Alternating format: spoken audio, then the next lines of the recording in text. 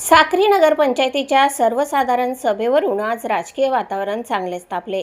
विविध विकास कामांसाठी आयोजित केलेल्या या सभेत नगराध्यक्षा उषा पवार, उपनगराध्यक्ष ॲडव्होकेट गजेंद्र भोसले, मुख्याधिकारी तुषार सोनवणे यांच्यासह नगरसेवक उपस्थित होते। मात्र सभेतील चर्चेवरून अनेक प्रश्न उपस्थित झाले आहेत। अजेंड्यावरील विषयांवर बंद दाराआड चर्चा झाल्याची माहिती आहे। नेमकी कोणत्या विषयांवर चर्चा झाली, कोणते निर्णय घेण्यात आले याबाबत नागरिकांमध्ये उत्सुकता निर्माण झाली आहे। याच दरम्यान उपनगराध्यक्षांच्या कॅबिनमध्ये कामाच्या विषयावरून जोरदार खडाजंगी झाल्याची माहिती आहे।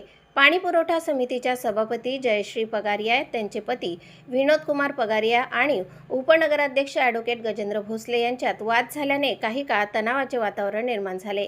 काही नगरसेवकांनी मध्यस्थी केल्यानंतर परिस्थिती नियंत्रणात आल्याचे सांगण्यात येते। दरम्यान या संपूर्ण वादामागे जिल्हा नियोजन समितीच्या निधी वाटपाचा मुद्दा असल्याची चर्चा आहे। मिळालेल्या माहितीनुसार निधी वाटपात भाजपच्या 5 नगरसेवकांना डावलल्याची भावना निर्माण झाल्याचा दावा करण्यात आला आहे। प्रभाग क्रमांक 5, 8, 11, 12 आणि 15 मधील 5 नगरसेवकांनी पक्षाच्या वरिष्ठ नेत्यांकडे या प्रकाराबाबत तक्रार केल्याचे सांगण्यात येते।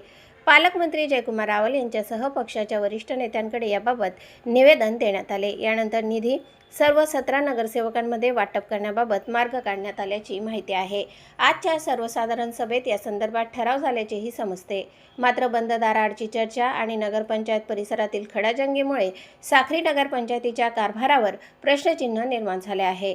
निधी वाटप नेमके कसे झाले, कोणत्या विकास कामांना मंजुरी मिळाली आणि सभेत नेमके काय ठरले याची अधिकृत माहिती आता नागरिकांसमोर येणार का, याकडे साक्रीकरांचे लक्ष लागले आहे। प्रतिनिधी संगपाल मोरेसह स्वराज्य न्यूज, साक्री।